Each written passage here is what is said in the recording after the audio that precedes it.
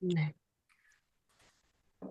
우리 1월을 시작으로 처음에는 제가 이렇게 동반 성장을 꿈꿨던 저는 책으로서 우리 동반자들과 함께 성장하고 싶었어요. 그래서 좀 흔한 독서 모임이 아니라 책으로서 공통점을 통해 가지고 우리가 좀 연사들을 모셔서 책에 대해서 이야기를 나누는 시간을 가졌으면 좋겠다라는 생각으로 해서 시작했던 북커너스고요.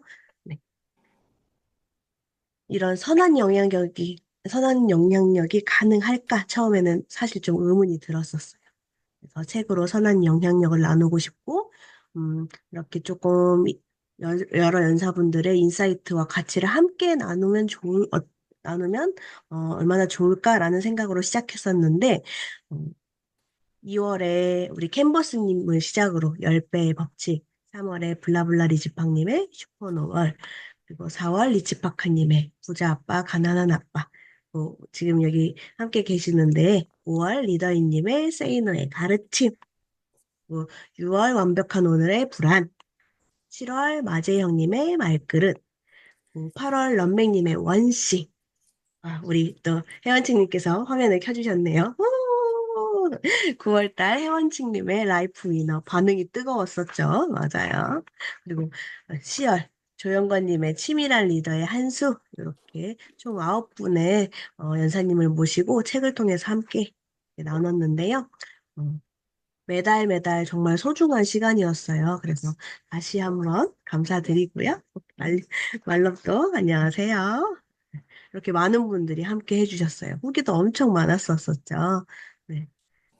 그래서 우리 이런 선한 영향력을 가지신 연사분들과 함께 1년 동안 너무너무 즐겁고 행복했었는데 마지막을 장식해 주실 우리 11월 파워북스님의 굶주린 마흔의 생존 독서 지금부터 시작해 좋습니다. 볼 건데요. 큰 박수로 소리가 안 켜져 있으니까 우리 몸으로라도 큰 박수를 한번 쳐주시도록 할게요. 네, 파워북스님 반갑습니다. 제가 이거 합본 중지해 드릴게요. 안녕하세요. 안녕하세요. 제 목소리 잘 들리나요? 네. 네. 아우, 안 떨렸었는데 좀 전까지 떨리는데요? 어떡하죠? 큰일 났네? 그 전에 잠깐 지금 이제 오셨는데 네. 우리 파워북스님께서 본인 소개를 또 써주셨어요. 이걸 잠깐 제가 또 말씀드리면 우리 2024년 마지막 북커너스 우리 파워북스님은요 파북클럽 자신만만 격파부 주책이야 독서 모임 운영자이시기도 하고요. 저는 이거에 빵 터졌습니다. 프로 간헐적 번아웃 극복러 그리고 자칭 반백이 언니 파워북스님이시고요. 네. 11월 북커너스 책은 굶주린 마흔의 생존 독서인데요. 끝난다는 건 끝에서 난다는 뜻으로 끝에서 둥근 새로운 시작이 나온다는 말이라고 합니다. 출발이 있으면 마침이 있고, 그리고 끝이 있으면 또 다른 시작이 있고, 이 적응이 있다는 거죠. 그래서 2024년 끝자락에서 2025년이 새로 나고 있다고 합니다. 새로운 출발을 위해서 잘 우리 화우북스님께서 잘 끝내주실 건데요. 이 책을 읽지 말아야 않아야 될 이유를 찾기가 어렵다고 합니다. 책에서부터 비롯된 여러분들의 또 다른 시작, 굶주린 마흔의 생존 독서. 지금부터 시작하도록 하겠습니다. 안녕하세요. 네, 지금 소개를 굉장히 지금 목이 안 좋으신데 막 낭낭하게 하시려고 엄청 노력하셨어요. 그렇죠? 그래도 되게 목소리 너무 좋으셨어요. 감사합니다. 네, 소개해 주셔서 너무 감사하고요. 그래서 다시 한번 저 이제 소개드리면 저는요, 파워북스라는 이름으로 이제 북스타그램을 운영을 하고 있어요. 근데 제가 사실은 여기 들어오셔서 저를 그냥 알고 계시는 분도 있지만 저를 한 번도 보지도 못하고 그냥 누구지? 처음 보시는 분도 분명히 더 많으신 것 같아요. 저는 별로 이렇게 유명한 사람도 아니고요. 특별한 사람도 아니에요. 뭐, 여기, 그래서 제가 처음에 이 강연 요청을 받았을 때, 그래도 우리 킴다님하고 조금 인연이 있어서, 네, 할게요. 라고 흔쾌히 수락은 했는데, 제가 수락하고 나서 나중에, 그동안에 2월 달부터 쭉 강연을 하셨던 연사님들의 리스트를 본 거예요. 그리고는 후회를 했습니다. 너무 막 잘 나가시는 분들 너무 많으시고, 유명하신 분들, 막 팔로워가 막 몇만, 막 10만 이렇게 되시는 분들, 책 쓰신 작가님들, 너무 막 대단하신 분들이 강연을 해주셨는데, 아, 내가 이걸 해도 되나라는 생각이 순간 들었거든요. 근데, 아, 거기다가 또 올해에 몰랐어요. 근데 올해 제가 마지막 연설이에요. 너무 부담스러운 거죠. 그런데 가만히 또 생각을 해보니까 그동안에 굉장히 대단하신 분들이 하셨잖아요. 그래서, 아, 좀 마지막에는 저처럼 평범한 사람은 어떻게 힘들 때 어떻게 극복하고 살아가는지 이 얘기를 들려드리는 것도 나쁘지 않겠다. 그래서 올 한 해의 마무리를 힘들었던 얘기와 그거를 극복했던 얘기를 좀 들려드리면서 책 안에 있는 문장과 같이 좀 소개를 드리고자 합니다. 아, 이 책은요, 일단 오늘 소개드릴 책은 제가 예전에 북콘서트를 진행을 했었는데, 그때 제가 진행을 맡았던 책 중에 하나예요. 그때 처음에 만났던 책이고, 이 작가님도 만나고, 책도 만나고 해서 만났는데 너무 저한테 큰, 어, 영감은 아니지만, 제 마음이 되게 위안이 됐던 그런 책이에요. 제목이 굉장히 좀 특이하죠? 굶주린 마음의 생존 독서예요. 여기서 이제 굶주렸다라는 게 이 현대인들의 어떤 궁핍함, 이 마음이 되게 허하잖아요. 그런 뭐 결핍, 갈증 이런 것들을 어떻게 해소할 것인가를 책을 통해서 좀 찾아가기 위해서 거기에 좀 목적을 둔 그런 내용이라고 좀 이해를 하시면 되겠고요. 이 책을 쓰신 작가님은 사실 되게 유명하신 분도 아니고요. 그리고 이 책도 베스트셀러는 아니에요. 그런데 이게 좀 베스트셀러라고 해서 꼭 다 좋은 책은 아니고 유명한 작가라고 해서 다 글을 꼭 잘 쓰시는 건 아니잖아요. 책을 썼을 때 되게 잘 나오는 책이 있고 그냥 뭐 평범한 책도 있는데 이 책은요 정말 제가 감히 제 인생 책이라고 말할 정도로 너무 문장 문장 하나하나가 가슴을 막 콕콕 쑤시고 막 치유해주는 그런 느낌이 들어서 제가 좀 인생 책으로 좀 꼽았습니다. 이 책을 쓰신 분은 이제 마흔쯤에, 그러니까 마흔을 좀 넘기셔서 제가 중반을 이렇게 달려가는 그쯤에 굉장히 좀 힘든 시기를 겪으셨대요. 그런데 그 힘든 시기를 극복하기 위해서 이제 책을 읽으셨는데 한 2년 동안 한 800권의 책을 읽으면서 그 안에 있는 수많은 문장들을 통해서 치유를 많이 받으셨나 봐요. 그래서 그 책을 통해서 극복을 하시고 심지어 책까지 쓰셨습니다. 그런데 저도 굉장히 힘든 시기가 있었거든요. 그런데 저는 책을 보고, 그냥 마음의 치유는 받았지만 책은 못 쓰고 이렇게 지금 이렇게 입으로 이렇게 털고 있는 그런 상황이네요. 그래서 이 작가님이 책으로 치유받았던 얘기를 딱 그걸 보는 순간, 너무 내 얘기 같고, 진짜 옆집 언니가, 어머, 너 힘드니? 나도 그랬었다 하면서 경험담을 얘기해 주는 것 같아서 굉장히 감명 깊게 봤던 책입니다. 일단은 제가 화면 공유를 좀 먼저 할게요. 제 자료 화면 공유를 하겠습니다. 잠시만요.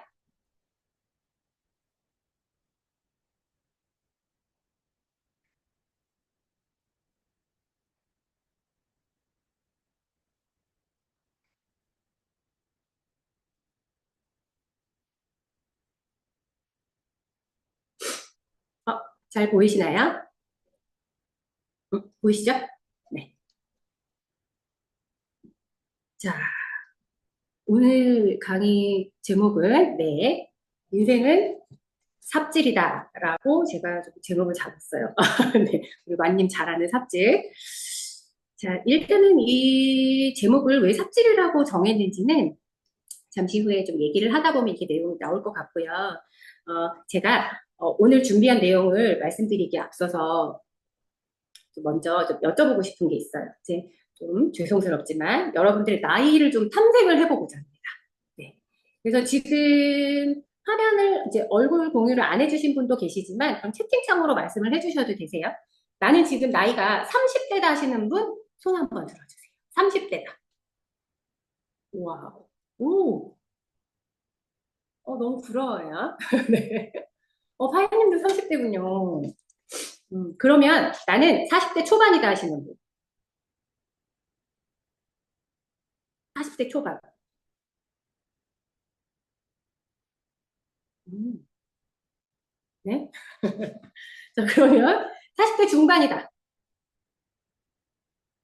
없으세요? 그럼 40대 후반이다. 인생은 60부터. 네, 그쵸. 60부터예요. 더군다나 50대다? 50대 없으세요? 60대다. 인생은 60부터 60대 있으세요? 음. 별로 이렇게 말씀하고 싶지 않으신가 봐요, 나이에 대해서. 네. 40대 중반이에요. 아, 소피아님 40대 중반이셨구나. 네. 제가 왜 나이를 여쭤봤냐면요. 이 책 제목도 이제 굶주린 마흔의 생존 독서이기도 하고, 이제 40 즈음에 그때부터의 어떤 이제 변화와 그걸 극복하는 얘기를 좀 하려고 하다 보니까 제가 좀 이제 여쭤보고 싶었고요. 저는요, 지금 현재 나이가 아까 소개해 주실 때 자칭 반백이 언니다라고 말씀을 하셨는데, 제가 지금 만으로 49살입니다. 어, 지금 만 나이 49이니까 제가 만약에 우리나라에서 만 나이로 적용하기로 바꾸지 않았으면 지금 50살이겠죠. 너무나 감사하게 아직 제가 이 40대의 문을 닫으려면 한 40일 정도가 남아 있어요. 40일 후에는 딱 닫고 저는 이제 50 안으로 이제 들어가야 되는 거죠. 그런데 제가 이제 돌이켜서 생각을 해보면 이 40대 초반에는 사실 그렇게 막 힘든 거를 못 느꼈어요. 못 느꼈는데 한 40대 중반쯤 가니까 조금씩 제가 좀 뭐가 좀 힘든데 라는 이런 느낌이 좀 들더라고요. 근데 40대 하면 우리 일반적으로 어떻게 생각을 하죠? 40대 하면 40대 하면 좀 30대보다 조금 더 사회적 경험도 많이 하고 경험이 많아져서 인생의 전환점을 맞는 시기다라는 말씀도 하시고 그리고 새로운 도전을 할 수 있는 어떤 기회의 장을 맞이하는 나이가 40대라고 보통 대부분 말씀을 하세요. 그래서 제가 좀 돌이켜 생각을 해봤어요. 나는 그러면 40이 넘어서 인생의 전환점을 맞았는가? 새로운 도전을 할 수 있는 어떤 기회의 장이 열렸는가를 좀 생각을 해봤는데요. 그러고 보니 제가 이 책에 빠져들기 시작한 게 한 40대 중반쯤부터였어요. 그렇게 보면 저도 인생의 전환점을 맞은 건 맞다라고 봅니다. 그래서 이 말에 좀 공감이 갔어요. 근데 제가 이제 지금은 책도 열심히 읽고 사람들하고 소통도 하고 굉장히 열심히 살고 있지만 불과 한 3년 전쯤만 해도 굉장히 힘들었어요. 아주 아주 힘들었습니다.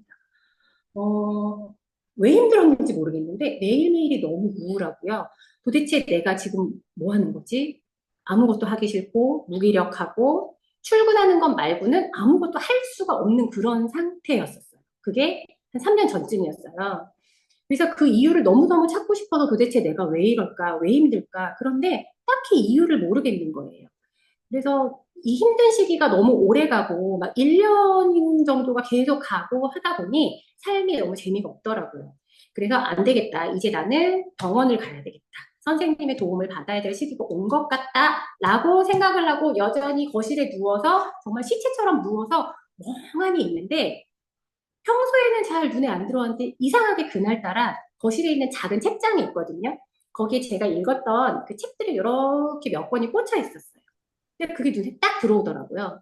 아무것도 하기 싫었는데 아무 생각 없이 가서 읽었던 소설책 하나를 딱 꺼냈어요. 나 저거 읽었던 거지. 우리 제목 보면 알잖아요. 나 읽었던 책.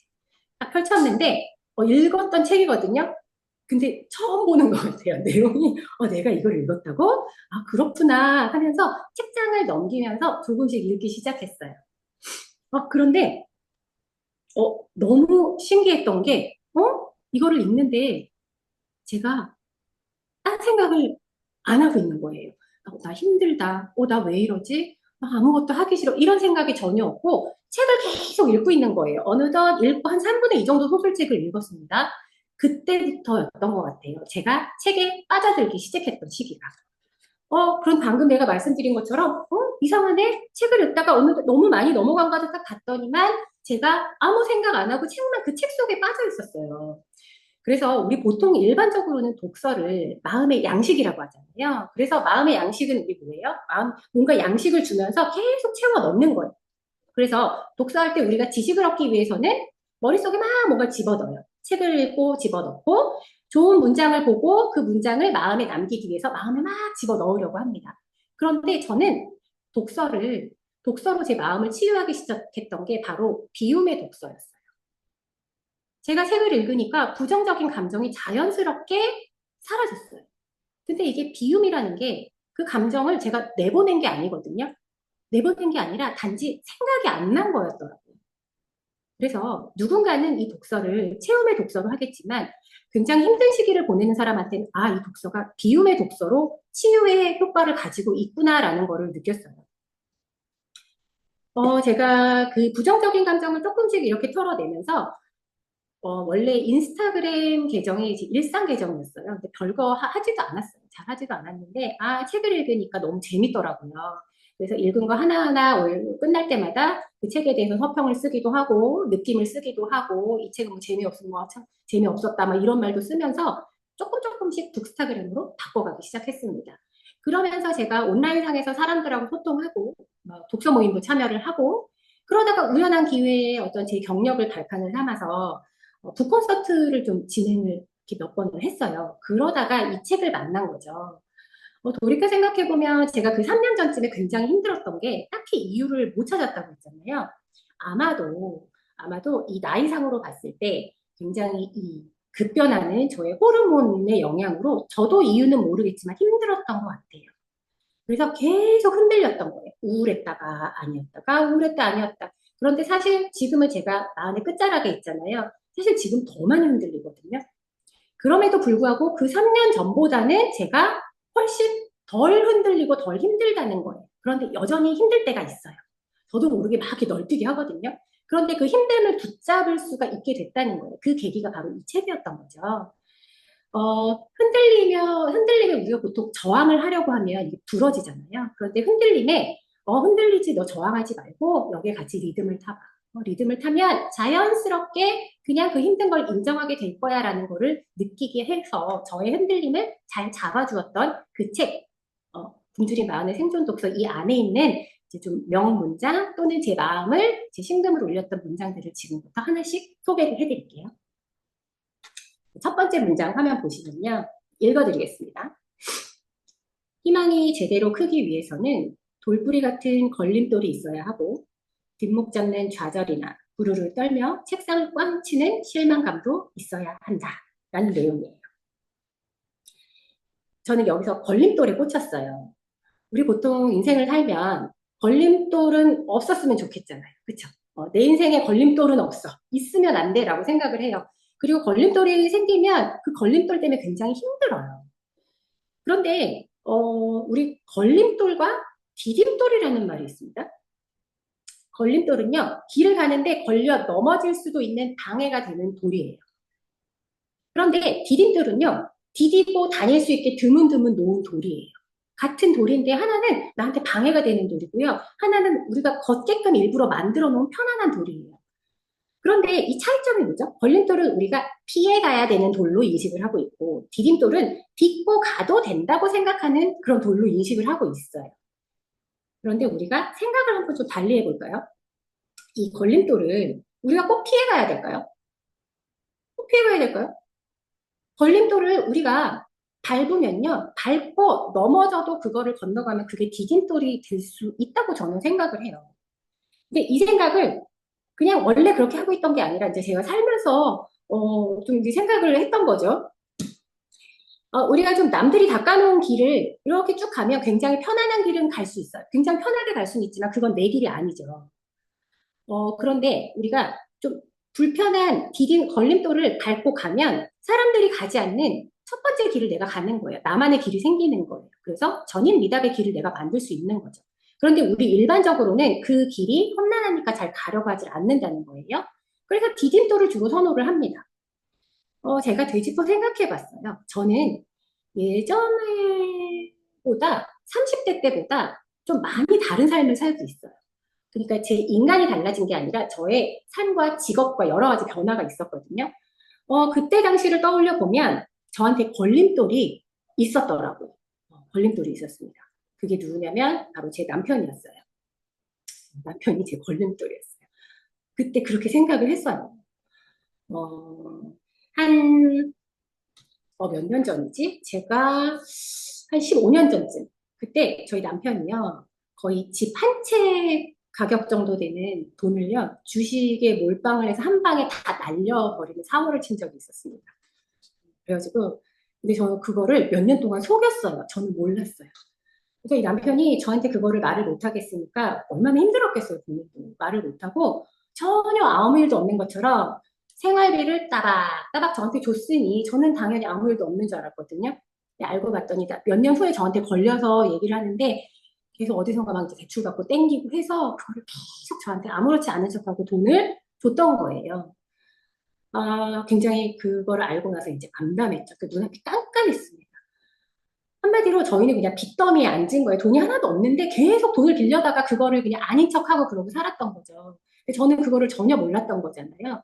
어찌 보면 굉장히 안쓰러운 상황인데 저는 그 얘기를 듣는 순간 너무 화가 나서 화를 낼 수도 없는 이제 그런 거예요. 그냥 눈앞이 깜깜하고 와, 진짜 이거를, 야, 너 죽고 나 죽자, 나 살자 할 수도 없는 거고, 이거를 죽여 살려 한다고 한들 이 상황이 다시 메꿔지는 것도 아니잖아요. 어떻게 할까 굉장히 고민을 하는데 그냥 이 인간은 나한테 그냥 걸림돌이구나. 너는 내 인생의 걸림돌이야. 너 때문에 내가 지금 이렇게 힘든 삶을 살아야 되고 너만 아니었으면 나는 지금 회사 생활 계속하면서 자유롭게 내가 번 돈 쓰고 나 꾸미고 이러고 살 수 있어. 라는 생각이 자꾸 들었죠. 근데 남편한테 그런 말은 하진 않았습니다. 또 상처에 또 상처를 줄 수는 없으니. 그렇게 살면서 거의 남편을 투명인간 취급하면서 거의 진짜 너는 내 인생의 걸림돌이라는 생각을 아주 머릿속에 가득 가지고 살았어요.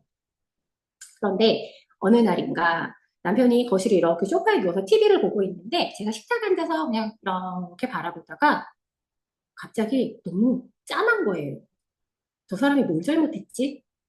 막말로 무슨 도박을 해가지고 도박빚을 진 것도 아니고 바람을 펴가지고 내 속을 썩인 것도 아니고 마누라하고 자식을 막 두들겨 패가지고 막 나 맨날 맞고 사는 것도 아니고 그렇다고 지금 완전히 내가 아예 먹고 살 게 없어서 막 쫓겨나야 되는 그런 상황도 아니고 뭘 잘못했지? 나름대로 해보려고 한 건데 라는 생각이 들면서 너무 불쌍하더라고요. 그러면서 갑자기 띵 하고 울렸던 제 생각이 뭐냐면 내가 지금 힘든 건 남편이 그 사고를 쳐서 힘든 게 아니라 그 사고를 친 이후에 무엇을 어떻게 해야 될까를 생각하지 않아서 내가 힘들구나라는 게 딱 생각이 났어요. 뭔가를 하려고 해야 되잖아요. 이게 그 큰 돈을 내가 벌어서 메꿀 수 있는 건 아니지만 이 힘든 상황을 좀 좋게, 즐겁게, 어떻게든 좀 잊으려고 하려고 노력을 하는 생각을 했다면 이렇게 힘들진 않았을 텐데 라는 생각이 들었어요.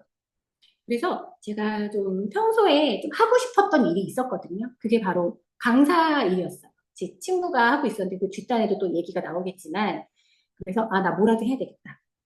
근데 이 뭐라도 하는 게 그냥 이것을 잊기 위해서 나가서 놀아야 되겠다가 아니라 내가 앞으로 좀 발전적인 걸 해서 뭔가 도움이 되는 걸로 만들어야 되겠다 싶어서 강사 양성 학원에 무작정 그냥 찾아가서요 등록을 했어요. 기업 교육을 하는 그 강사를 만드는 건데 예전에는 그런 학원에서 자격증을 받아가지고 했어요. 요새는 그냥들 하시지만. 그래서 주말마다 아이를 그때 나이가 하나였거든요. 그 어린 아이를 남편한테 주말에는 떠넘기고 주말반으로 계속 학원을 다녀서 강사 자격증을 따고 학원에서 보내주는 인턴십 강의 나가면서 한 2년 동안 경력을 쌓았습니다. 그렇게 해서 제가 기업교육 강사계에 발을 디뎠어요. 그래서 제가 만약에 그때 남편이 그 사고를 치지 않았다면 나는 지금 어떻게 살고 있을까라는 생각을 해보면 지금과는 완전히 다른 삶이었을 것 같아요. 그냥 편안하게 남편이 가져다주는 생활비 갖고 그냥 뭐 애 키우면서 뭐 살림하고 이러고 살고 있을 수도 있지 않을까라는 생각이 들더라고요. 돌이켜 생각해보면 우리 남편은요 저한테 걸림돌이 아니라 디딤돌 역할을 한 거나 마찬가지더라고요. 그래서 굉장히 감사하게 생각을 해요. 근데 사실 여전히 저와 맞지 않아요? 맞진 않지만, 저를 계속 뭔가 발전하게 노력을 하게끔 만드는 그런 동기부여를 주는 사람으로서 되게 감사한 존재다. 당신은 나의 디딤돌이다. 라고 생각하고 살아가고 있습니다. 사람 사는 게 다 그런 것 같아요. 우리가 안 좋은 일이 생기면 일단은 이 일 때문에 세상이 다 무너지는 것 같아요. 다 끝난 것 같고 세상에 나만 힘든 것 같고 이런 생각이 들어요. 그런데 우리가 그 세상을 바라보는 이 프레임 있잖아요. 이 프레임을 이것만 바꿔도 최악의 상황이라고 생각했던 그 위기 상황이 기회로 바꿀 수 있다라는 거죠. 그래서 우리가 잘 생각해보면 금융위기 때도 마찬가지고 코로나 때도 마찬가지예요. 그 위기를 발판 삼아서 분명히 큰 돈을 벌고 성공을 했던 사람들이 있다는 거죠. 그래서 어떤 안 좋은 상황이 닥쳤을 때 그거를 이걸로 세상이 끝났나 보다 생각하는 게 아니라 이거는 나에게 기회다라고 생각하고 프레임을 좀 긍정적인 프레임을 짠다면 우리가 그거에 맞춰서 좀 긍정적인 삶을 살 수 있는 그런 생각을 가질 수 있다는 거죠. 우리가 갑자기 왜 나왔을까요? 걸림돌 디딤돌 얘기하다가 자, 이 장면이 뭐냐면요. 혹시 최근에 나 혼자 산다에 그 기안84가 트로트 가수 박지현님하고 둘이 영종도 여행을 가는 그런 장면이 나왔어요. 이거 보신 분 계실까요? 안 계실 수도 있고. 그 장면인데, 제가 이제 영상을 뭐 이렇게 넣질 못하니까 일단 화면으로 그냥 캡처해서 넣었어요. 여기 보면은 오토바이를 둘이 타고 서울에서부터 인천으로 해가지고 영종도로 이렇게 오토바이를 싣고 가는 그런 장면인데, 기안84는 여기가 초행이 아니라 갔었던 데를 박지현 씨를 데리고 가는 거였어요. 그런데 가다 보니까, 나 분명히 내비를 켜고 가는데, 나 갔던 길인데, 이상한 길이 나오고 막 공사 현장이 나와요. 그래서 이상하다, 이상하다. 그 아래 사진 보면은 막 오토바이 뒷바퀴가 빠져가지고 막 이렇게 막 들어 올리고 밀고. 그런데 알고 봤더니 여기가 원래 예전의 길이었는데, 길이 바뀐 거예요. 그래서 여기는 공사를 하고 있는 데죠. 그러면 우리 일반적으로 여기 길이 없어졌네 하면서 길을 찾잖아요. 포장된 길을 찾아가지고 다시 내비를 찍고 가는데 여기서 기안84가 뭐라고 하냐면 야 그냥 내가 가면 그냥 그게 길인 거야 하고 그냥 가요. 그래서 결론적으로 목적지에 더 빠른 시간 안에 도착을 했어요. 그걸 보면서 이 기안84라는 사람이 어떻게 해서 지금 저 자리에 저렇게까지 성장을 할 수 있었는지가 보이는 것 같아요. 저게 어떻게 보면 저 비포장도로가 걸림돌이지만 이 사람은 그거를 그냥 딛고 그냥 뚫고 갔던 거예요. 그거를 디딤돌로 삼아서 남들은 나는 편한 길로 갈 거야 돌아서 가면 훨씬 더 오랜 시간을 거쳐서 목적지에 갔겠지만 기안84는 나는 그냥 갈 거야. 내가 만드는 게 길이야. 그래서 더 빠르게 도착을 했던 그런 장면을 보고 제가 좀 많은 생각을 했었어요. 그래서 이 사람이 그렇게까지 성장을 할 수 있지 않았을까 생각을 해봅니다. 자, 그래서 조금 전에 제가 말씀드렸던 그 프레임, 이 프레임을 어떻게 만드느냐에 따라서 우리가 좀 긍정적으로 살 수 있고 부정적으로 살 수 있다라고 했잖아요. 근데 사람은요, 이 세상을 바라보는 게 객관적으로 보는 게 아니래요. 객관적으로 보는 게 아니라 굉장히 주관적으로 프레임을 프레임에 내가 짠 프레임에 의해서 선택적으로 그거를 해석을 한다고 해요. 그래서 부정적인 프레임과 긍정적인 프레임을 어떻게 짜느냐에 따라서 이 사람이 생각하는 게 계속 부정적이 될 수도 있는 거고 생각하는 게 나쁜 상황이지만 긍정적인 상황으로 만들어갈 수도 있다는 거예요. 그래서 이 바라보는 시각이 결국엔 나의 선택에 따라 달라졌다는 거예요. 우리가 결론적으로 내가 선택할 수 있으니까 프레임도 내 마음대로 짤 수 있어요. 그래서 힘든 상황은 그냥 무작정 힘든 게 아니라 내가 만드는 대로 실제로 이끌어갈 수 있다라는 거죠. 그래서 제가 남편을 저건 걸림돌이었지만 아니지 내가 저걸 딛고 일어서야지 하면서 디딤돌로 바뀐 것처럼 프레임을 우리가 선택적으로 짜면은 힘든 상황도 좀 잘 버텨나갈 수 있지 않을까 생각을 합니다. 어, 근데 우리 보통 어떤 상황에 닥치면, 야, 일단 노력해. 무조건 해. 하면 돼. 라고 하잖아요. 그러면 기회가 올 거야. 라고 하는데, 사실 저는 하면 된다. 라는 말을 그렇게 좋아하지는 않아요. 왜냐면, 아까도 이제 말씀을 드렸지만, 하면은 돼요. 그런데 그 하면 되는 거는 우리가 선택적 프레임에서 긍정적 프레임을 만들었을 때는 하면 돼요.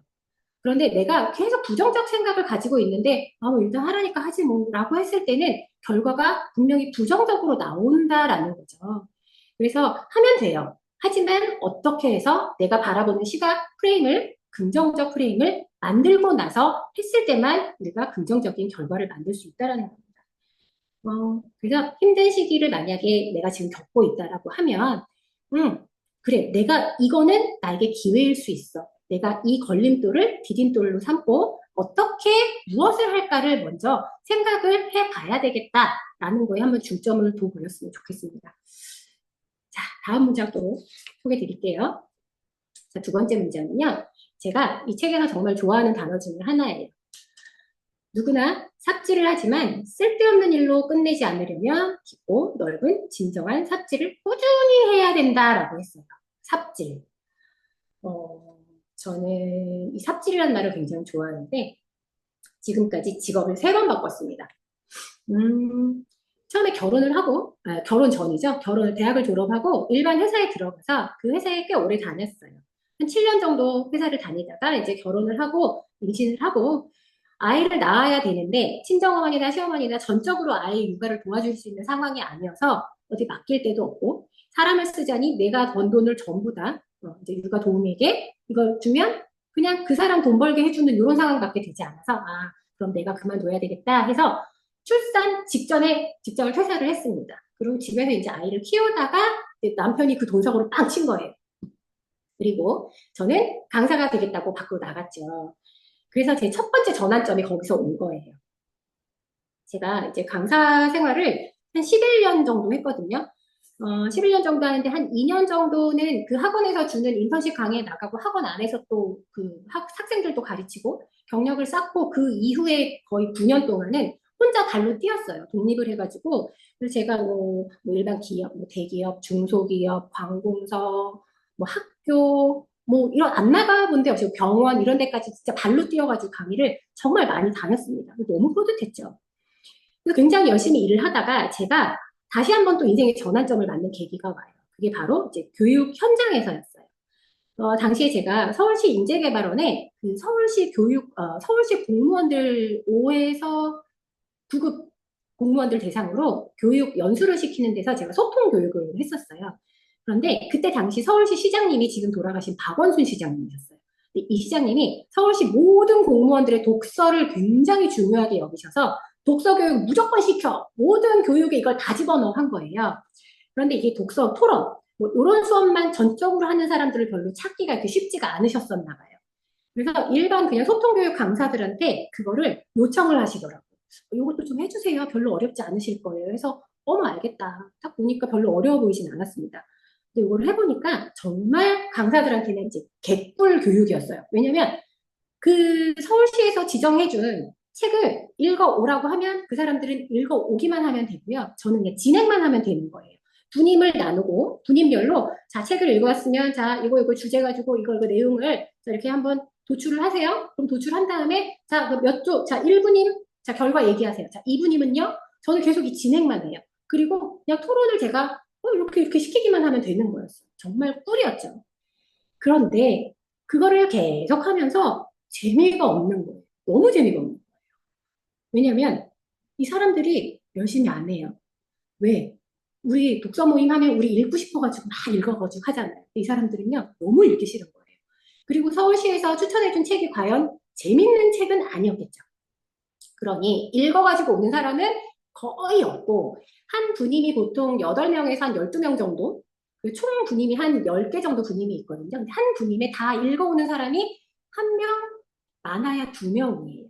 그러니 토론이 안 되겠죠. 사람들 하품하고 있고, 자기네끼리 수다 떨고 있고, 어떤 사람은 자고 있고, 그러면서 제가 이제 현타가 오기 시작합니다. 내가 지금 여기서 뭐 하고 있지?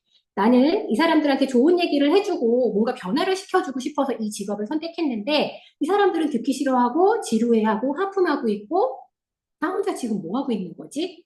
내가 이렇게 그냥 개꿀이다 하고 이거를 즐기려고 여기 이걸 하고 있나 싶어서 그날 이제 집에 돌아가서 가만히 생각해 봤어요. 교육을 했을 때 뭔가 그 사람이 변하는 걸 나는 보고 싶은데 정말로 이 책으로 인해서 뭔가 변화를 시킬 수 있는 대상이 없을까? 했는데 딱 생각이 든 게 바로 어린이 청소년이었어요. 아, 정말로 책이 필요하고 책이 절실하고 책을 많이 읽어야 되는 시기에 학생들을 내가 가르치면 정말 보람이 있을 것 같았어요. 내가 가르치는 족족 다 흡수할 것 같고 굉장히 결과물도 좋을 것 같았어요. 아, 그래서 그날부터 저는 기업 교육의 어떤 강의를 전부 다 거의 다 줄여가면서 더 이상 이거는 좀 거의 못하겠습니다 하면서 거의 다 이렇게 치웠어요. 그리고는 어린이 독서 또는 어린이 교육 관련, 뭐 국어 교육 관련, 뭐 말하기 교육 관련 자격증을 막 따기 시작했습니다. 그리고 제가 좀 성격이 급해요. 한다면 한다. 그래서 바로 해야 되거든요. 그래서 바로 자격증을 따자마자 집 근처에 있는 작은 오피스텔을 하나 빌려서 그냥 작은 칠판 하나 붙여놓고 접이식 책상 몇 개 딱딱딱 펴놓고 그때부터 바로 시작했어요. 뭐 당연히 처음부터 학생이 오진 않았겠죠. 홍보 자체가 안 되니까. 그러니까 주변에 이제 지인, 뭐 저희 아이의 엄마들이 막 이렇게 소개해서 몇 명 오고 이렇게 해서 시작을 했습니다. 그래갖고 지금 제가 있는 거예요. 지금 학생들을 가르치고 있는 제가 있습니다. 그래서 결국 지금 저는요, 국어, 독서, 토론, 논술, 국어 교육 뭐 이런 거 하는 지금 학원 강사로 일을 하고 있어요. 그래서 저는 결과적으로 직업을 3번을 바꾼 거예요. 그런데 우리 일반적으로 이런 거를 도전이라고 하죠. 도전이라고 합니다. 그런데 저는 도전이란 말을 별로 그렇게 좋아하지 않아요. 도전은 별로. 왜냐면 실망감이 너무 커요. 자, 보시면 도전한다는 거는요. 어머니 그 사전적인 의미가 이래요. 정면으로 맞서서 싸움을 걸자. 이게 도전이에요. 그래서 싸움을 걸어서 내가 막 싸워서 지잖아요. 그럼 실패해요. 그럼 패배감이 들어요. 그게 도전이에요. 그런데 여기 책에 나오는 이 삽질 있잖아요. 삽질? 삽질하다. 이 삽질하다는 원래 사전적 의미는 삽으로 땅을 파서 또는 땅을 파서 흙을 덜어내는 뭐 이런 작업이라고 나와요. 그런데 우리 보통 삽질하다를 어떤 의미로 쓰죠? 속된 의미로 많이 써요. 삽질하다. 그러면 야, 아유, 쟤 또 삽질했어. 엉뚱한 짓 했어. 의미 없는 짓 했어. 이런 식으로 쓰여요. 이게 이제 여기 남자 선생님도 계시지만 군대 갔다 오신 분들은 다 아신다고 해요. 이게 군대에서부터 이 삽질하다가 속된 용어로 만들어졌다고 하더라고요. 이제 상급자가 이 병사들의 어떤 규율, 이제 군기를 잡기 위해서 의미 없이 땅을 파괴한대요. 야, 저기 몇 미터까지 파. 그럼 막 한대요. 다 팠어? 그럼 이거 다시 담어. 뭐 하면 다시 또 메꾸고. 이런 식으로 이제 군기 잡는 용도로 해서 거기서부터 의미 없는 행동에서 삽질하다가 나왔다고 합니다. 그런데 사실 잘 생각해 보시면 이 삽질이요. 진정한 삽질은 의미 없는 삽질은 없더라고요. 우리 삽질이 군대에서도 쟤네 군기를 잡기 위해서라는 의미가 있잖아요. 근데 의미가 없지 않아요. 그리고 실제로 삽질을 해보시면 알겠지만 저는 해봤거든요. 어디 뭐 체험하는 데 가서 해봤는데 삽질이 굉장히 어려워요. 삽질 잘하는 게 정말 어려워요. 수직으로 찍어서 이거를 발로 꽝꽝 누른 다음에 이거를 이렇게 해서 떠내야 되는데 그게 힘도 중요하지만 기술도 상당히 필요하더라고요. 삽질은 굉장히 어려운 겁니다. 그리고 의미 없지 않아요. 그쵸? 집을 지으려면 삽질을 해야죠. 나무를 심으려도 우리 삽질을 해야 됩니다. 그 삽질은요, 우리가 심심한데 한번 땅 파볼까 하면서 괜히 쓸데없이 삽질하는 사람은 없다라는 거예요. 분명히 의미가 있어요. 목적이 있어요. 집을 짓거나 또는 나무를 심거나 식물을 심거나 아니면 거기에 흙이 그 안에 있는 어떠한 특별한 흙이 필요해서 우리 땅을 파요. 뭔가 의미가 있다라는 거예요. 그런데 우리 삽질 어때요? 팠는데 여기에 내가 원했던 그 땅이 아니네. 나무를 심기가 적절하지가 않네. 집을 짓기가 뭔가 좀 좋지 않네. 그러면 우리 어떻게 해요? 에이, 집 짓지 말아야겠다가 아니라 다른 땅을 파죠. 그게 바로 삽질이에요. 저는 그래서 제가 그동안에 했던 그런 행위들이 도전이 아니라 삽질이라고 생각해요. 도전은 하면 져요. 지면 실패해요. 그러면 다음에 도전하기가 너무 힘들잖아요. 그래서 실패가 있으면 그 다음 도전을 굉장히 꺼리게 되는데, 아, 나는 뭔가 하고 또 하고 또 하고 했던 거 보면, 아, 난 도전이 아니라 나는 그냥 삽질을 했던 거구나. 그래서 나는 삽질을 참 잘했다라고 스스로 그냥 격려하고 그냥 그렇게 생각을 하고 삽니다. 그리고 의미 없는 삽질은 없다. 내가 이렇게 삽질을 많이 했는데 뭔가 나에게 계속 성과를 주네. 아, 세상의 모든 삽질은 의미가 있구나. 그런데 이 책에서 아까 문장에서 다시 한번 보여드리면 누구나 삽질을 해요. 우리가 살면서 도전해서 실패하면 그건 성공하지 못하면 실패지만 우리 모든 삶이 다 실패는 아니잖아요.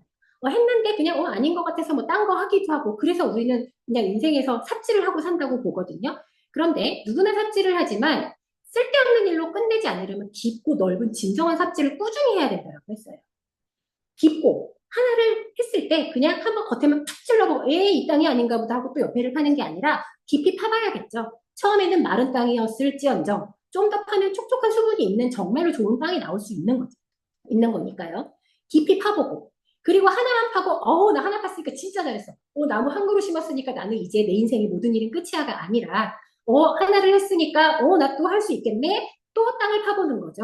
하나만 깊이 파는 게 아니라 얇게 넓게만 파는 것도 아니고 깊게 넓게 그리고 꾸준히 삽질을 해야 된다라고 이 작가가 말씀을 하셨는데 너무너무 공감이 됐어요. 네, 깊게 넓게 좋아요. 우리 모두 그렇게 파도록 합시다. 근데 제가 그동안에 지금 직업을 바꾸면서 보면은, 아, 나는 그래도 깊이가 그래도 좀 있었네. 직장 생활 때 7년을 다녔고, 강사를 11년을 했고, 지금 아이들을 가르친 지 지금 4년째 접어들었거든요. 아, 적어도 얕게 파진 않았구나. 그리고 어쨌든 지금 세 개의 직업을 도전을 했으니, 그래도 넓다. 그리고 북스타그램을 활동하면서 제가 독서 모임도 하고, 그리고 지금 또 새벽 독서실을 또 운영을 하거든요. 여기 말망마님이랑 둘이 같이. 아, 이런 거를 계속하면 저는 계속 이 작은 삽질도 계속 하고 있어요. 그리고 계속 범위를 넓혀가는 거죠. 그래서 저는 이 작은 삽질도 그냥 가볍게 하고 끝낼 생각은 없거든요. 새벽 독서실도 최소 한 3년 이상은 해야죠. 그렇죠? 아침에 일어나서 화면을 끄고 해롱해롱 할지언정 저는 3년 이상을 할 계획입니다. 그래서 넓고 깊게 꾸준하게 그렇게 하면 좋을 것 같아요. 이거 제가 진짜 좋아하는 말인데요. 우리 아뷰 이소영 아시죠? 여기 아주 어리신 분 없으시니까 아실 것 같아요, 대부분. 이소룡 굉장히 일찍 돌아가시긴 했는데 이분이 한 되게 여러 명언들이 있는데요. 그 중에 저 진짜 좋아하는 말이에요. 읽어드릴게요. 나는 만 개의 발차기를 한 사람을 두려워하는 것이 아니라 한 번의 발차기를 만 번 연습한 사람을 두려워한다라고 했어요. 되게 이게 의미 있는 말이죠. 한 번에 만 개를 빡 해요. 그리고 야, 나 만 번 한 사람이야. 이 사람보다 매일 한 번, 다음날 또 한 번, 또 한 번 꾸준히 단련한 사람이 훨씬 무섭다라고 했습니다. 세상에 꾸준한 만큼 진짜 강력한 무기는 없거든요. 그래서 우리 삽질 열심히 꾸준히 하다 보면 뭐라도 되지 않을까 생각을 합니다. 다음 문장도 하나 소개해 드릴게요. 이 문장도 되게 저한테 좀 혼나는 기분이었어요. 두려워서 시도하지 않은 게 아니라 시도하지 않아서 두렵다라는 말이에요. 자, 우리 이게 삽질과도 좀 많이 연관이 되어 있는 말인 것 같아요. 우리 보통 야 그게 되겠어? 야 안 돼. 뭐 이렇게 말을 하는 데에는요. 두려움이 이 기저에 깔려 있는 거라고 해요. 두려움이 있는 거예요. 그 심리학자들이 그러시더라고요. 그런데 우리가 그 두려움이 왜 그걸 야 그거 안 돼 했을 때 그 두려움이 깔려 있는데 그럼 왜 두려운 걸까? 그 두려운 이유는 경험 부족으로 인해서 실패를 했을 때 내가 그 실패를 인정하고 싶지 않기 때문에 두려운 거라고 하더라고요. 이 말을 듣는데, 그럴 법하다라는 생각이 들더라고요. 우리가 그 시도조차 안 하고, 야, 그거 안 됐을 때는 내가 그게 실패했을 때, 나 그거 실패한 거 아니야. 인정하고 싶지 않으니까 그냥 두려운 거예요. 그래서, 야, 안 해. 그런 거 할 필요 없어. 이렇게 시도조차 안 한다는 거죠. 그런데 세상에 태어나면서부터 모든 거를 섭렵하고 다 잘하는 사람은 세상에 존재하지 않아요. 그런 사람은 없습니다. 뭐든지 내가 해봐야 아는 거죠. 내가 해봐야 알아요. 내가 해봐야 내가 잘할 수 있는 건지 아니면 내가 할 수 없는 건지 알 수 있다는 거예요. 우리 뭐 하면 된다라는 말 있잖아요. 하면 된다. 근데 우리 하면 다 되나요? 안 되는 것도 있더라고요. 안 돼요. 제가 해도 안 되는 게 있어요. 수학. 저 안 되더라고요. 저는 정말 수학이 안 돼요. 아직도 어쩌다가 뭐 계산하면 아직도 이제 손가락을 이렇게 도움을 받을 때가 있어요. 과일 가게 안 되시고. 그런다니까요. 이게 안 되는 게 있다니까요. 하면 된다라는 말이 있는데 우리가 해도 안 되는 것들이 사실 있어요. 저 수학 안 되고요. 그리고 요리. 요리도요. 이게 누구나 할 수는 있어요. 하지만 잘하기는 쉽지 않아요. 왜냐면 이게 미각이 타고나서 간을 잘 맞춰야 맛있잖아요. 저 안 되더라고요. 그리고 운동. 운동도요, 마찬가지예요. 다이어트? 운동도 마찬가지죠. 아무나 할 수 있어요. 우리 체력 단련을 위해서 아무나 할 수 있습니다. 하지만 운동 선수급처럼 난 선수할 거야. 나 운동신경 1도 없는데 나 선수할 거야. 할 수 있어요? 안 돼요. 만년 꼴찌만 하겠죠. 그러면 우리 할 수 없는데 하면 된다라고 해서 계속하면 그냥 바보 같은 짓을 계속하는 거예요. 그런데 우리가 일단 시도라는 거를 해보면 내가 바보 같은 짓을 안 할 수도 있다라는 거죠. 이게 나는 즐길 수는 있지만 나의 업으로 삼으면 안 되겠구나라는 걸 알 수 있는 게 바로 시도라는 거예요.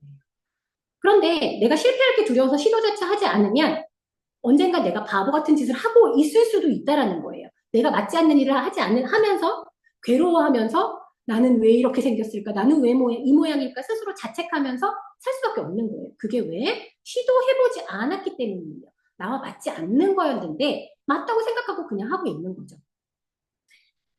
그래서 이것저것 좀 시도하기가 좀 꺼려지고 좀 두렵다?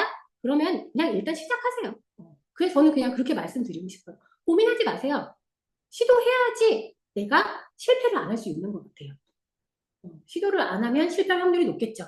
좀 장기적으로 봐야 될 것 같습니다. 좀 이거를 보고는 이제 이런 말씀을 드리면 좋겠다라는 생각이 들었어요. 자, 요거 한번 보실까요?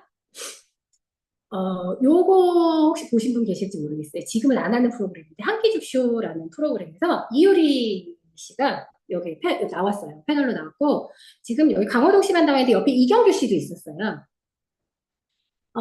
어떤 지나가다가 꼬마를 만났는데 이 꼬마한테 이경규 씨가 강호동 씨가 먼저 우리 꼬마는 뭐 되고 싶어? 그랬어요. 그랬더니 이경규 씨가 그래, 훌륭한 사람 돼야지. 그랬더니 이효리 씨가 옆에서 야, 뭘 훌륭한 사람인데 그냥 아무나 돼! 이렇게 말을 했어요. 그랬더니 이경규 씨하고 강호동 씨가 다 되게 이효리가 세잖아요. 그랬더니 막 그냥 이러고 있었던 그런 기억이 나요.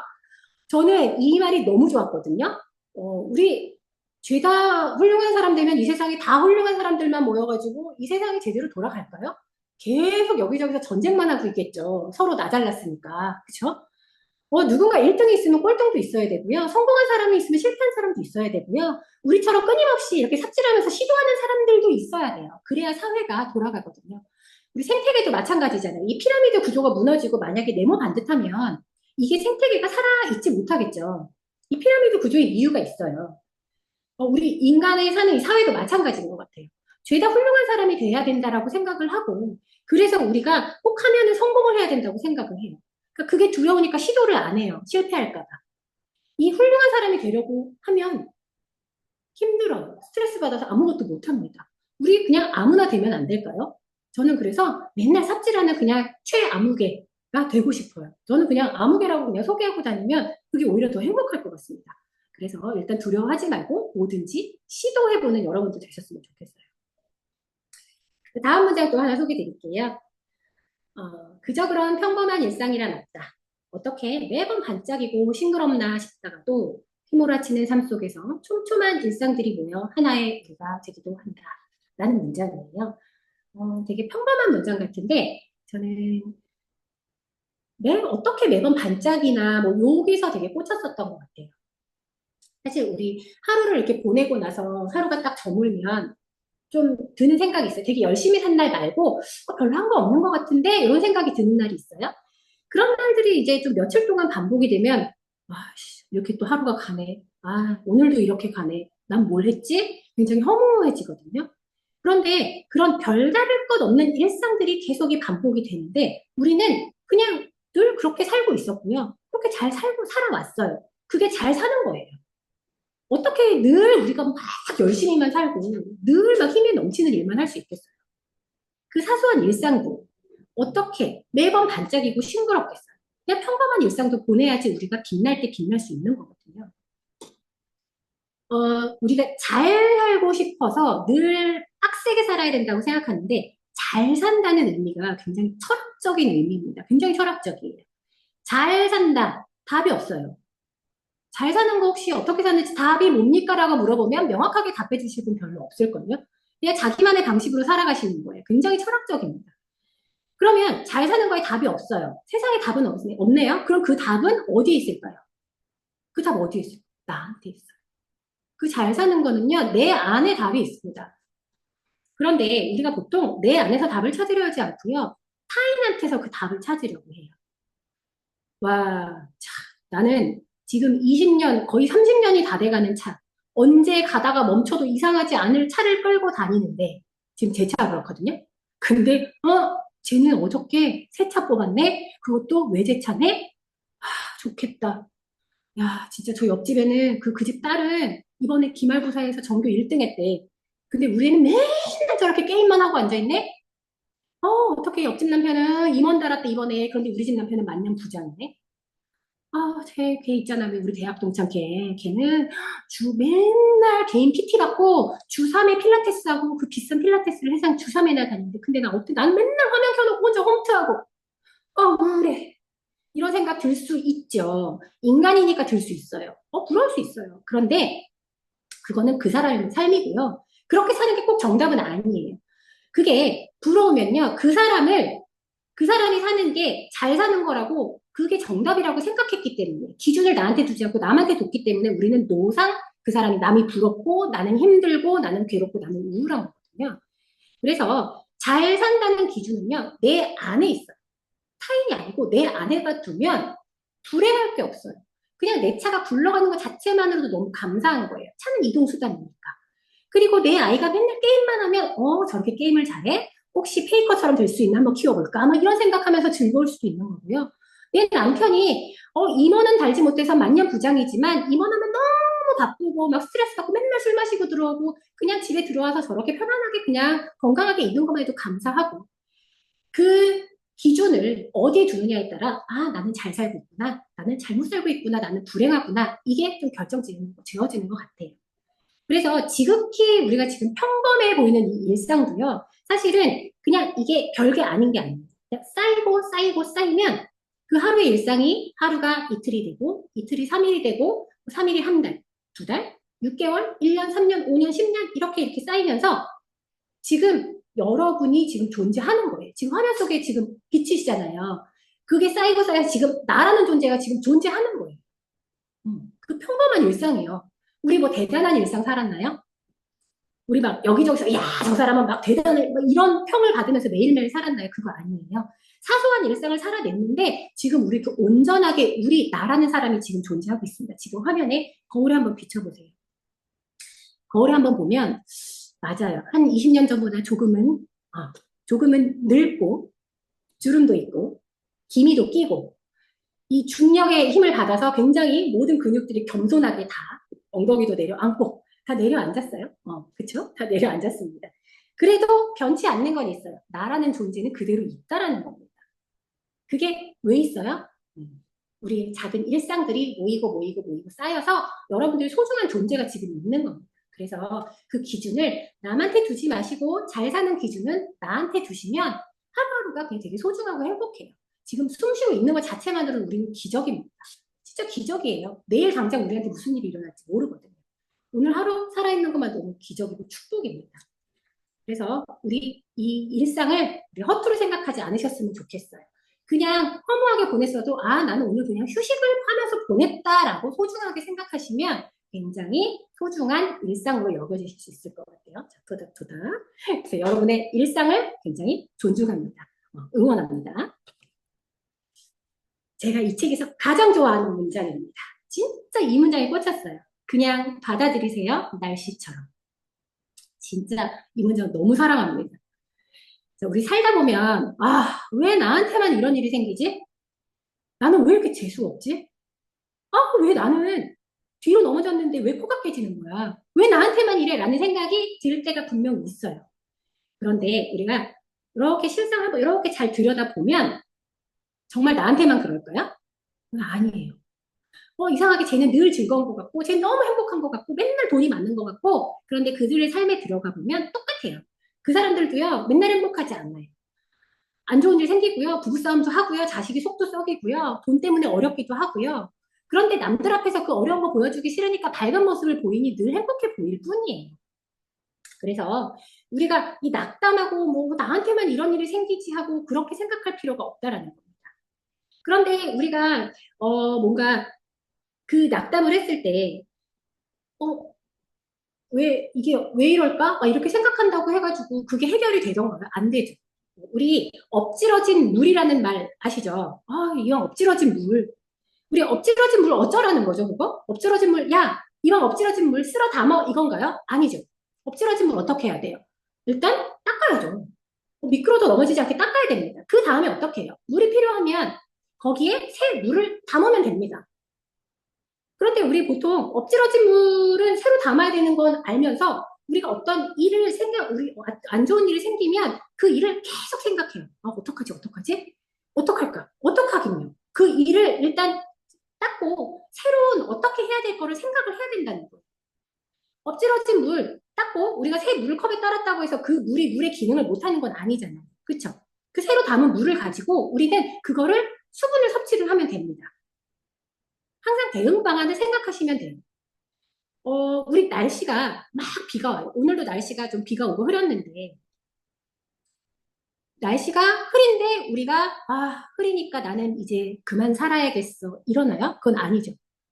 나 너무 흐려서, 나 너무 우울해서 병원 가야 되겠어. 이러지 않잖아요. 왜요? 개일 걸 알거든요. 날씨가 흐리면요, 분명히 개어요. 뭐 이틀 동안 흐려도 다음날 개입니다. 그리고 비가 막 쏟아져요. 나 비 와서 안 되겠어. 이제 그만 살아야 돼서. 안 한다는 거예요. 왜? 비가 언젠가 그쳐요. 그칠 거 알아요. 우리가 날씨는요, 그냥 받아들여요. 우르릉 쾅쾅 천둥이 쳐도 1년 360일 천둥이 치지 않거든요. 오늘 천둥 번개 치면 곧 그치겠구나. 막 쏟아지면 그치겠구나. 기나긴 장마가 와도, 장마가 몇 월쯤에는 늘 비가 오니까 언제는 끝나. 그래서 우리 받아들여요. 우리 날씨는 그냥 받아들이거든요. 그런데 우리 일상에서 힘든 일이 생기면은 그냥 못 받아들여요. 그게 너무 힘들어서 안 끝날 것 같아요. 영원히 지속될 것 같아요. 그리고 나한테만 그게 생기는 것 같고 다른 사람은 다 행복해 보이고 나만 너무 힘들어요. 안 끝날 것 같다는 생각이 우리를 굉장히 힘들게 만드는 거거든요. 근데 만약에 비가 왔는데 절대 안 그치고 언제 그칠지도 모르는 상황이 온다면 우리 진짜 암담하겠죠. 그런데 우리 언젠가 그칠 걸 알기 때문에 그냥 우리 참고 그냥 우산 쓰고 나가요. 아, 나 오늘 하얀 바지 입으려고 그랬는데 왜 비가 오고 난리야? 그럼 어때요? 나 받아들일 수 없어. 하얀 바지 입을 거야. 이러고 나가진 않죠. 빗물 다 튀니까 우리 하얀 바지 포기하고 그냥 검은 바지 입고 운동화 신고 나갑니다. 받아들이는 거예요. 우리 일상도 마찬가지예요. 우리 지금까지 살아보니까 어때요? 우리 어떤 어려운 일이 생겼을 때 그게 계속 가던가요? 그건 아니에요. 사실 그 일이 해결이 되지 않을지언정 시간이 약간 저희를 좀 이렇게 좀 좋게 만들어주더라고요. 그렇죠? 시간이 해결해주는 게 굉장히 많아요. 계속 힘들지도 않고요. 그렇다고 사람이 또 계속 좋지도 않아요. 이게 영원히 가지 않아요. 지속되지 않기 때문에 실제 그 상황이 해결이 되던지 아니면 그냥 상황이 좀 좋게 만들어지던지 이렇게 되더라는 겁니다. 그래서 저는 이 책에서 그냥 받아들이세요. 날씨처럼 이 말을 하셨을 때, 아, 그래. 힘든 일이 있었을 때 그냥 날씨라고 생각을 하자. 아, 오늘 되게 흐리네. 아, 이거 언젠가는 좋은 날이 오겠지. 해가 쨍쨍 빛나겠지. 이렇게 생각하면 우리가 좀 삶에 있어서 생각을 달리 한다는 게 사실 살면서 그게 제일 어려운 거긴 한데, 요 문장을 떠올리면 그래, 받아들이자. 날씨처럼. 조금은 위안이 되는 것 같습니다. 저는 그래서 이 문장이 정말 좋았어요. 우리는 이제 수많은 상황과 마주하고 살죠. 정말 많은 상황과 마주하고 삽니다. 그런데 그 상황이 굉장히 우리한테 도움이 되기도 하지만 때로는 그 상황이 우리 발목을 잡기도 해요.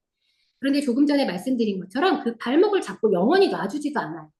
늘 불행하지도 않고요. 그리고 좋은 일이 생겼다고 해서 1년 내내 좋지도 않아요. 그냥 우리가 어떻게 받아들이고 해석하느냐에 따라서 우리의 그냥 삶이 조금 달라지는 것 같아요. 일종의 우리가 프레임을 짜는 거죠. 더군다나 너무너무 이게 축복인 게요. 이게 프레임을 내가 짤 수 있다는 거죠. 내가 결정할 수 있어요. 축복이지 않나요? 내가 어떻게 받아들이고 어떻게 해석하는지는 그 정답을 내가 할 수 있대요. 우리 너무 축복받은 거 아닌가요? 저는 그래서, 이 내가 모든 거를 할 수 있구나. 나는 뭐든지 할 수 있구나. 하면 된다가 아니라, 하면 된다라고 생각을 할 수가 있구나라는 것 자체가 너무 축복이라고 생각해요. 그래서 어떤 일이 생겼을 때 너무 지하로 파고들고 땅을 파고 나는 밖으로 안 나갈 거야. 이러지 않으셨으면 좋겠어요. 사실 제가 이렇게 조언처럼 말씀드리지만 이게 제가 다 경험했던 경험담이에요. 정말 땅 파고 거의 굴 속으로 들어갔었거든요. 그런데 제가 밖을 보고 이렇게 뛰쳐나왔어요. 그게 이제 3년 전의 얘기예요. 아까 나왔던 문장 중에 하나, 어떻게 우리 일상이 노상 반짝일 수 있을까라고 했습니다. 반짝일 수는 없어요. 그런데 우리가 빛을 내는 순간을 만들 수 있는 것 같아요. 우리 다이아몬드는 굉장히 우리 귀한 보석이고 엄청 반짝반짝반짝 하잖아요. 그런데 빛이 없으면 그 다이아몬드가 과연 가치가 있을까요? 다이아몬드가 빛나는 건요, 빛이 있어야 돼. 근데 깜깜한 어둠에 있으면 걔는 그냥 돌이에요. 돌이에요. 빛을 받아야지만 반짝입니다. 그럼 우리 사람은 언제 빛을 발할 수 있을까? 우리는 모든 거를 내 안에 답을 가지고 있죠. 그래서 우리는 똑같아요. 우리는 돌은 아니지만 인간이라는 자체가 그냥 보석입니다. 보석인데 우리 마음 안에 그 스위치가 있어요. 불이 있는데 그 불을 우리가 켜야 되는 거예요. 그러면 그 마음의 불을 딱 스위치를 켜면 우리는 자체 발광을 할 수 있다는 거예요. 그게 바로 마음의 불이에요. 그 긍정적인 프레임 안에 들어가서 내가 긍정적인 어떠한 그런 실현 가능성이 있는 거를 막 계획을 짜면 내 마음 안에서 갑자기 불이 딱 스위치가 켜집니다. 그럼 우리 벌써 사람의 얼굴 인상이 달라지죠? 자체 발광을 하는 거예요. 암석 같은 거는 빛을 받아서 보석처럼 보이지만 우리는 언제든지 내 마음에서 껐다 켰다 하면서 내가 원할 때마다 자체 발광을 할 수 있다는 것 자체가 굉장히 축복이 아닐까 생각을 합니다. 우리는 모두 다 축복받은 인간이다라는 마음가짐으로 사셨으면 좋겠어요. 정말 주원 장난이 아니네요. 이제 슬슬 마무리할게요. 이 책 안에서도 이 작가님이 소개한 문장이기도 하고요. 굉장히 제가 좋아합니다. 독서란 원래 즐거운 놀이다. 세상에 의무적으로 읽어야 할 책 따위는 없다. 그거 안 읽는다고 큰일 나지 않는다. 그리고 그거 읽는다고 안 될 게 되지도 않는다라는 문장이에요. 문효석 작가님의 쾌락독서라는 책에 나오는 문장입니다. 우리 여기 계신 분들 책 되게 많이 읽으시잖아요. 책으로 인해서 뭔가 얻기도 하고, 책을 보고 막 울기도 하고, 화를 내기도 하고, 많은 지식을 얻기도 하고, 깨달음을 얻기도 합니다. 그런데 우리 막 책을 읽다 보면 저도 경험을 했지만 그럴 때가 있어요. 이 책을 내가 꼭 읽어내고야 만다. 막 얘하고 막 싸워서 막 이기려고 하거든요. 그래가지고 제가 막 벽돌책 읽기 막 책 모임도 하고 했는데 사실 읽어내면 되게 뿌듯은한데 사실 그거 안 읽는다고 정말 큰일 안 나요. 큰일 안 나더라고. 그래서 내가 정말 힘들 때, 막 힘이 넘쳐날 때는 막 그렇게 싸워서 이겨도 되는데 힘든 시기를 버텨낼 때는 책으로 버티면 진짜 좋아요. 저는 정말 책 때문에 비워내고 막 새로운 걸 담은 그런 케이스니까요. 그래서 의무적으로 무언가를 읽어내려 하지 마시고 정말 힘들면 그냥 감성 촉촉하게 적시는 어떤 그런 소설책이나 에세이 같은 거를 막 읽으면서 힘든 부정적인 감정을 밖으로 다 밀어내고 좋은 거를 이렇게 받아들이는 즐기는 쾌락 독서를 하시면 너무너무 좋을 것 같아요. 그래서 제가 이 굶주린 나은의 생존 독서 이 책을 지금 오늘 소개를 드리면서 이 안에서 제가 이렇게 영감을 받은 내용들을 좀 소개를 드렸습니다. 너무 제 개인적인 사적인 얘기를 해서 뭐 얼마나 도움이 됐을지 모르겠지만 그래도 이 책이 결론은 좋다. 한번 읽어보셔라. 힘들면 빠져나올 수 있다. 뭐 이런 걸로 좀 결론을 낼 수 있을 것 같습니다. 네, 오늘 좀 긴 시간 동안 제 얘기 들어주셔서 감사하고요. 되게 주저리 막 횡설수설 했는데 어쨌든 뭐 이 중에 하나라도 좀 도움이 되셨으면 좋을 것 같아요. 저는 오늘도 이렇게 삽질을 합니다. 네, 제가 어떻게 하다 보니까 2024년 이 북커머스 마지막을 이렇게 대미를 장식을 하게 됐는데 굉장히 부담스러웠거든요. 그런데 어찌 되었던 마지막이니까 우리 다 같이 마지막 인사하시자면 2024년 이제 정말 한 40일 정도 남았어요. 그 40일 동안 저하고 같이 열심히 막 사부작사부작 삽질을 하시고 행복하게 마무리 잘 하셨으면 좋겠고요. 2025년 딱 열리면 이어서 쭉 계속 삽질하시면서 저와 함께 행복한 삽질 쭉 행복하게 건강하게 영원히 함께 책과 함께 하셨으면 좋겠습니다. 네, 오늘 감사합니다. 아니, 분명히 아까, 내가 여기 서도 되냐고 이렇게 엄살을 부리시더니, 제가 네, 보기에는 우리 1년 중에 가장 마지막을 멋지게 이렇게 맞춰주신 것 같아요. 그래서 감사합니다. 한 시간이 넘는 시간이 언제 이렇게 갔는지 모르게 갔거든요. 그래서 우리 고생해주시고 이렇게 좋은 인사이트 그리고 어쩜 그렇게 문장이 다 저한테 하는 얘기 같은 느낌이 들죠? 그래서 또 이 책이 또 궁금해지기 시작했습니다. 바로 주문해가지고 한번 보도록 하겠습니다. 오늘 함께 해주신 우리 파워북스님 너무 감사하고요. 우리 마지막이니까 우리 사진도 한번 찍어볼까요? 잠시만요. 화면 켜주실 수 있는 분들은 켜주시고요.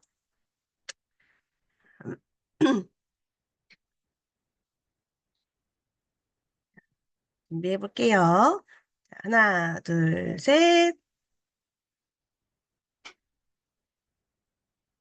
자, 한 장 찍으면 정 없으니까 한 번 더. 잠시만요.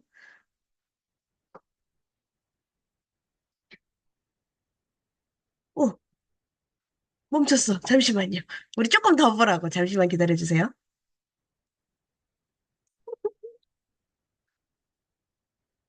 자, 됐다, 다시. 자, 다시 더 이쁘게. 이번에 하트 해볼게요. 하나, 둘, 셋.